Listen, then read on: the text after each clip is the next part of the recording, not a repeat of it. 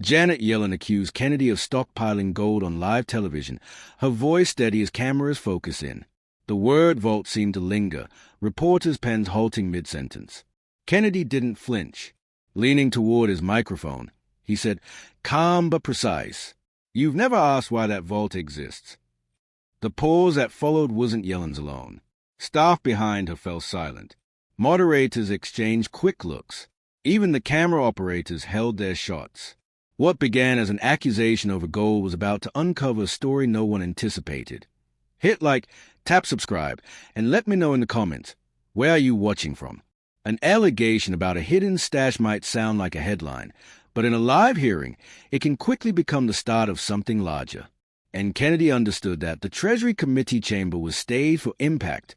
Tall curtains framed the seal of the United States. The table where witnesses sat gleamed under bright lights, microphones glowing red for the live broadcast. Behind it, 2 sets of cameras aimed at the dais, one for television, one for online streams. Phones buzzed quietly in the press section as reporters angled for better shots. Above the screens, the caption read, Live, Yellen versus Kennedy.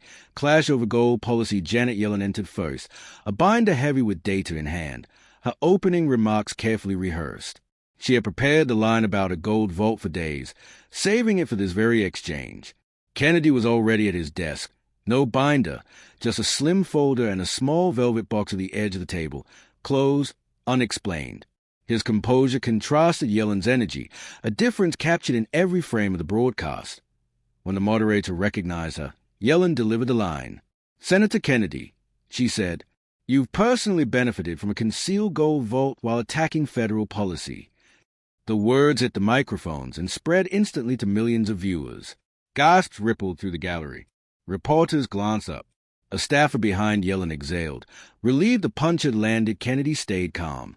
He adjusted his microphone. Secretary Yellen, he said softly, you've never asked why that vault exists. It wasn't a defense. It was a turn. The line carried the weight of a challenge, not an excuse. Reporters leaned in. A veteran journalist whispered, he's setting a trap. The moderator eyed the countdown clock, but stayed silent. Phones lit up with alerts. Kennedy hints at family vault after gold vault claim.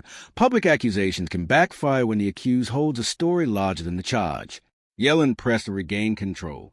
Senator, this is about policy, not personal stories, she said, her pace quicker now. Aware of the shift, Kennedy replied, policy begins with principle. You question mine. Let's examine yours. The optics sharpened. The velvet box in front of Kennedy glowed under the lights. A producer whispered, zoom, into a headset. The cameraman closed in, framing Kennedy's still hand on the box beside Yellen's thick binder. The split screen showed the contrast, one steady, one defensive. Kennedy didn't open the box. He only rested his palm on it, a reminder that it was there. Secretary Yellen, he said, the public deserves to know why this vault matters to you and what it means to my family. He let the silence stretch like a hell breath. The gallery froze. Even the stenographer paused a beat before typing again. Across screens, a new alert flashed. Kennedy signals family vault story. A journalist murmured, he's about to flip this. Within the first 5 minutes, the insult had turned into a stage. Kennedy's vault story was now a promise hanging over the chamber, and he was preparing to shift from hint to revelation, turning Yellen's attack into his advantage. That Yellen's accusation about a gold stash had been designed as a decisive blow. Instead, it gave Kennedy the opening to advance. The hearing shifted from routine proceedings to a theater of suspense. Every reporter in the press bench now had 2 tabs open, one for notes, the other tracking Kennedy vault trending in real time. On the monitors above the gallery, the caption switched to, Live, Kennedy teases family vault story. The overhead light sharpened every detail. Yellen's binder stacked neatly. The velvet box before Kennedy, the hum of camera lenses zooming closer. Yellen pressed forward. Senator, Americans deserve to know when lawmakers conceal assets while setting monetary policy, she said, her tone edged like cross-examination. She tapped her binder one for emphasis. Kennedy remained still. And Americans deserve to know why a Treasury Secretary relies on accusations instead of facts, he replied, voice low but deliberate. Reporters scribbled. A producer whispered into her mic, his escalating. On social feeds, Family Vault began climbing beside Gold Hoard. Behind Yellen, aides whispered uneasily, their expressions caught on camera. Kennedy drew a single page from his folder. "Secretary Yellen," he said, "here's your own statement from 3 months ago. Every official should disclose fully and on time." He paused. "I have disclosed, repeatedly. Nothing in my record suggests hidden gold. You know that." Then, with a pause, "But you've never asked why the vault exists." The audience murmured. One journalist leaned toward a photographer. "Is about to reveal it." Another typed the headline draft. Kennedy about to flip gold vault narrative. The moderators exchanged glances but held their silence. Accusations lose force when the accused responds with evidence. And something more. Kennedy continued. "That vault belonged to my grandfather. It's not a hoard. It's a memorial, holding family records, war bonds, and the gold coins he received upon returning from Europe after World War II. It represents service, not secrecy that he didn't open the velvet box." He let the word stand. Gasps flickered through the chamber. Reporters froze mid-sentence. Even the chairman's gavel hovered, unused. On hallway monitors, the ticker flashed. Family Vault story. Yellen tried to regain ground. "Senator, personal history doesn't excuse present-day ethics." "Secretary," Kennedy countered. "It explains them, and it shows the motive behind your accusation." The optics were unforgiving. Yellen with a binder of charges, Kennedy with a velvet box and the story of his grandfather's service. Social feeds filled with posts about family vaults, war bonds, and victory coins. Sparking a wave of nostalgic sympathy, Kennedy pressed further. "You slandered me on national television. Now you've heard the truth. Before you double down, think about the families watching tonight who know exactly what a vault like that means." The audience leaned forward, waiting for him to open the box. He didn't. He rested his palm on it again. "We'll get there," he said quietly. "But first, let's discuss the Treasury's own records on this matter." Phones lit up again with push alerts. Kennedy links vault to war bonds. A producer whispered to her anchor, "This is his pivot." Even Yellen's aides looked unsettled, shifting through briefing notes. By reframing the gold hoard as a family story tied to sacrifice, Kennedy had turned a financial attack into an emotional narrative and was ready to dismantle Yellen's case with her own record. The revelation about the family vault had flipped the optics. Kennedy now reached for Yellen's own statements to undermine her charge live on air. The hearing chamber no longer felt procedural. It had become broadcast theater. On monitors outside, the tickers scrolled. Live, Yellen accusation unravels.in the press bench. Journalists stopped whispering. They simply watched, pens ready for the next reversal. Every camera zoomed in on the narrow space between Kennedy's velvet box and Yellen's binder. Kennedy didn't raise his voice. He lifted a slim folder of Treasury memos. "Secretary Yellen," he said evenly, "your own policy briefings show you knew the origin of that vault before today. Do you deny that?" Yellen hesitated. "Senator, I don't let me help," Kennedy said, lifting the first page. He read aloud. "Senator Kennedy has declared all inherited assets under the 1974 statute. Family vault contains historical coins and war bonds, not commercial gold. That's your staff's memo from April." Phones lit up across the press rows. A producer whispered, "His quoting her staff memo live." Social feeds posted screenshots of the memo header. The moderator's hand hovered over the next question card, but didn't interrupt. Yellen attempted to pivot. "That's an internal note," Kennedy responded. "It's also proof you knew. This was no hoard." The fracture appears when an accuser's own paperwork disproves their claim in front of millions. Kennedy placed the memo beside the velvet box for cameras to capture. "You knew," he said, "and still chose to slander. You didn't challenge the numbers. You questioned the man. Why?" His voice stayed low but precise. Yellen shifted in her chair. "Senator, I Kennedy cut in. Let's read another line." He turned to page 2. Optics of gold hoard language may resonate with populist audiences, but risk backlash if family history emerges. "Those are your words. Explain them." The gallery stirred. A journalist whispered, "She's cornered." Another typed a draft headline. Kennedy reads Treasury optics memo. Even Yellen's aide stared at the floor. Yellen tried again. "Those were early drafts." "Drafts," Kennedy replied, "become talking points. Talking points become accusations. And tonight, your accusation just became a contradiction in public. His delivery was surgical, his timing exact. He hadn't opened the velvet box. He didn't need to. The weight of her own memo sat between them like a verdict. Kennedy leaned into the microphone. Secretary Yellen, in public you call for evidence-based policy. In private, you built a narrative to smear an opponent. Viewers deserve to know which is the real you. The moderators exchanged glances but held back. The chamber was silent, as if no one dared interrupt. Phones buzzed with alerts. Treasury memo undermines Yellen accusation. With Yellen's documents contradicting her words, Kennedy had broken open the case and was preparing to press further. The Treasury memo had weakened her position. Now Kennedy moved from contradiction to consequence, forcing the issue on live television. The chamber felt suspended, like the moment after a verdict but before it's spoken. Reporters hovered over keyboards. Moderators stared at their cards. On hallway monitors, the ticker read, "Live, Yellen on defense." The velvet box, unopened, sat like an exclamation mark at Kennedy's elbow. Yellen's binder, once a weapon, now looked like a shield. Kennedy adjusted his microphone, tone steady and deliberate. Secretary Yellen, your memo says you knew this vault contained inherited coins and war bonds. Yet here, under oath, you called it a gold hoard. Do you realize the damage that causes? Yellen tried to recover. Senator, I was referring to the optics. Optics don't excuse slander, Kennedy said firmly. Phones lit across the press section. A producer whispered into her headset. That's the hammer. The audience stirred, murmurs rising and falling. Even the chairman's gavel shifted in his hand, but stayed down. Kennedy turned another page. Here's your own quote from last quarter. No official should weaponize language to damage reputations. Those are your words. Yet tonight, he gestured toward the velvet box, you did exactly that. Yellen's lips tightened. Senator, I've always acted in good faith, Kennedy replied. Good faith without facts is propaganda. The break comes when an accuser hears her own code read back under the same light she used to attack. Cameras zoomed tighter. Social feeds lit up with the phrase, good faith without facts is propaganda.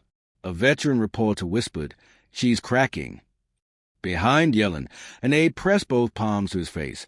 Kennedy pressed further. Secretary Yellen, for 15 minutes you framed this as my secrecy. In reality, it's your narrative. You built it. You knew it was false. And you used it anyway. That's not oversight. It's a smear. Yellen began. Senator, but stopped, blinking quickly. Kennedy continued. The vault you marked as a memorial to my grandfather's service. Tonight, you marked every family that honors history with a vault instead of a hashtag. The audience gasped. Phones lit with new alerts. Even moderators leaned forward, sensing the tan. Kennedy placed his hand flat on the velvet box. This is not a hoard, he said. It's a story. And your attempt to weaponize it ends here. He didn't open the box, but let cameras catch the gesture. You owe my family and the public an apology, he said quietly. Not tomorrow. Now silence followed. Yellen's hands tightened around her binder. She glanced at moderators, then at cameras. Her aide sat motionless behind her. The break had landed. Kennedy had inverted Yellen's charge into his own accusation. And as the room held its breath, a leak from outside the chamber was about to erupt, shifting the spectacle into something larger. It was an irreversible public reckoning. Kennedy had already flipped Yellen's accusation into her own contradiction. Then, at the height of tension, a leak from outside the chamber detonated inside the hearing room. The double doors of the rear swung open. A senior committee clerk moved quickly across the floor, envelope in one hand, phone buzzing with alerts in the other. Reporters rose halfway from their seats. On hallway monitors, the ticker changed. Breaking. Internal Treasury emails on gold hoard surfaced during hearing. Phones in the gallery lit up like firecrackers. Kennedy didn't move.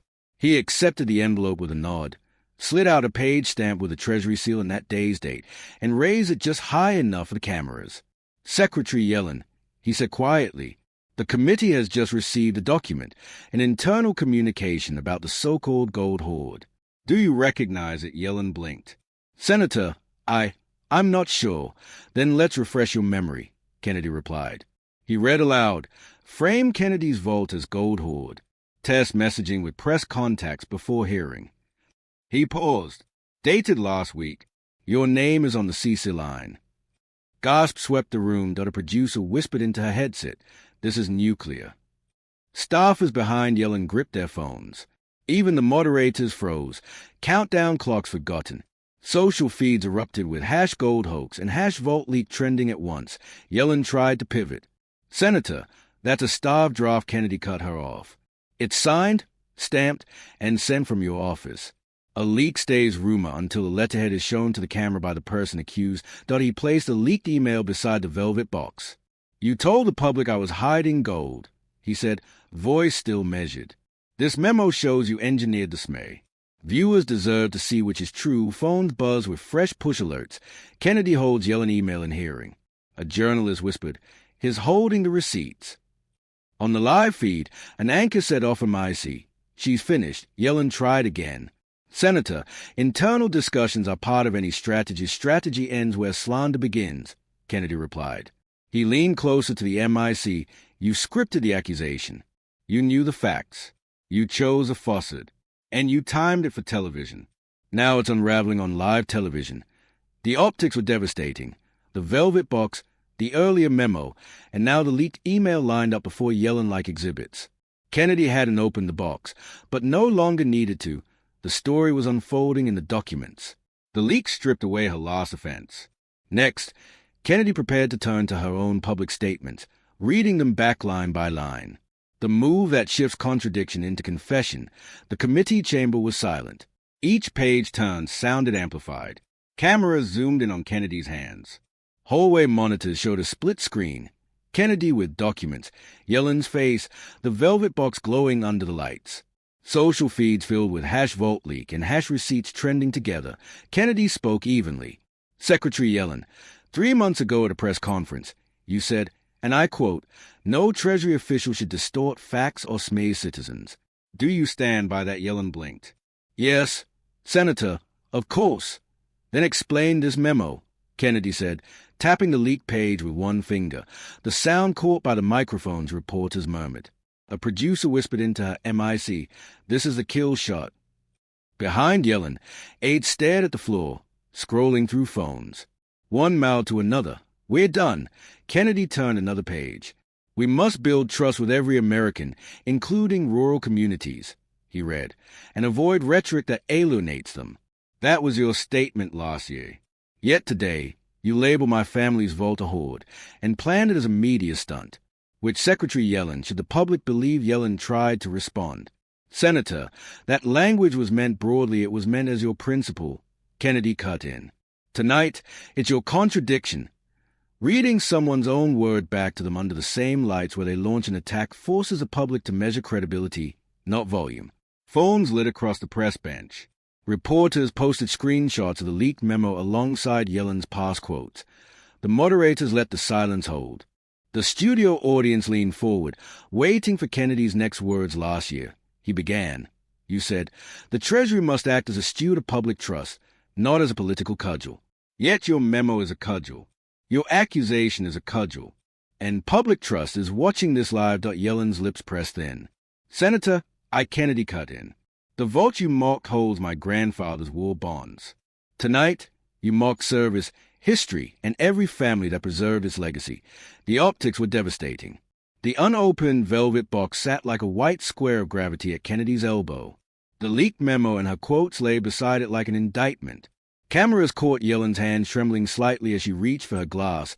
Kennedy leaned closer to the MIC. "This is your record. These are your words. I don't have to accuse you. You've already confessed." Phones buzzed with fresh push alerts. Kennedy pinned Yellen with her own words live.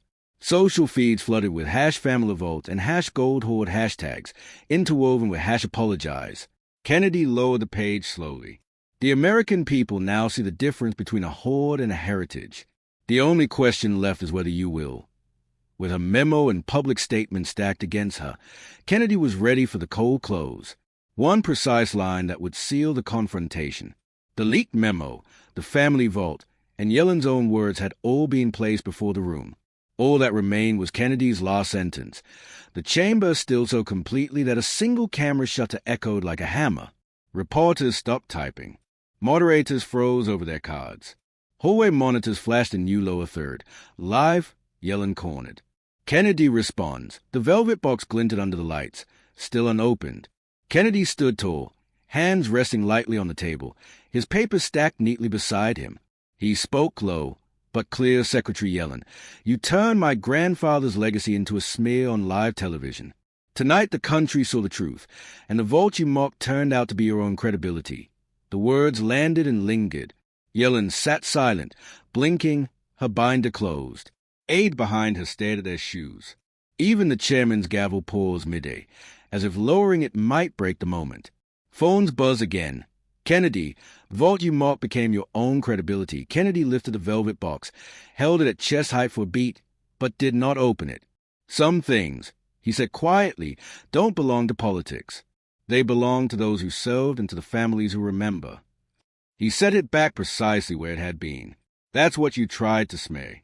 And that's what the country saw tonight. He closed his folder, tucked it under his arm, and stepped away from a microphone. He didn't glance at Yellen or the cameras. He simply walked out. The optics were unmistakable. Kennedy's back straight as he exited, Yellen frozen, the velvet box stranded between empty chairs.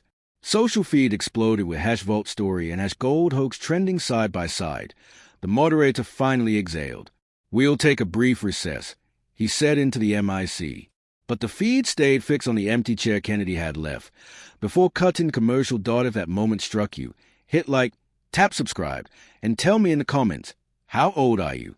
And should leaders be judged more by their words or their actions? And if you missed it, watch the previous clash, where Kennedy pressed opponent's name and the room gasped. That clip makes this one even sharper. Click it now.